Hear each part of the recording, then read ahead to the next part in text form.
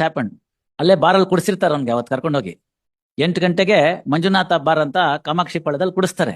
ಚೆನ್ನಾಗಿ ಕುಡಿಸಿ ಅವ್ನಿಗೆ ಟೈಟ್ ಆದ್ಮೇಲೆ ಹೊರ ಕರ್ಕೊಂಬಂದು ಕಾರಲ್ಲಿ ಎತ್ಕೊಂಡೋಗಿ ಒಂದು ರೂಮಲ್ಲಿ ಹಾಕಿ ಕಾಮಾಕ್ಷಿ ಪಾಳ್ಯದಲ್ಲಿ ಚೆನ್ನಾಗಿ ಹೊಡೆದು ಅರ್ಜೀವ ಮಾಡಿ ಆಮೇಲೆ ಎತ್ಕೊಂಡೋಗಿ ಒಂದು ನಿರ್ಜನ ಪ್ರದೇಶದಲ್ಲಿ 38 stab injury including on the private part.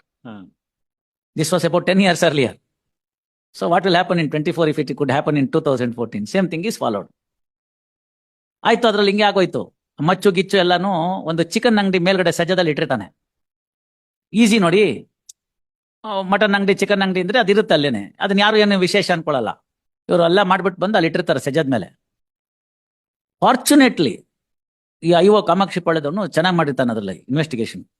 27 ರಿಕವರಿಗೆ ಹೋಗುವಾಗ ಎಂಟೈರ್ ಥಿಂಗ್ ವಿಡಿಯೋ ಮಾಡಿದ್ದಾನೆ.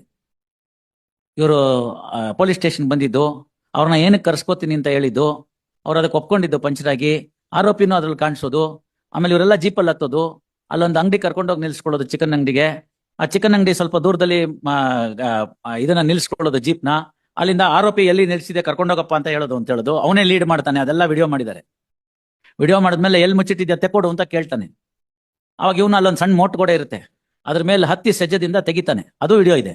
ಇವರಿಬ್ರು ನೋಡ್ತಾರೆ, ನೋಡಪ್ಪ ಅಂತೆಲ್ಲ ತೋರಿಸಿರ್ತಾರೆ. ಇಲ್ಲಿ ಬಂದ್ರು ಇದೇ ತರನೇ ಪಂಚ್ ವಿಟ್ನೆಸ್ಸು.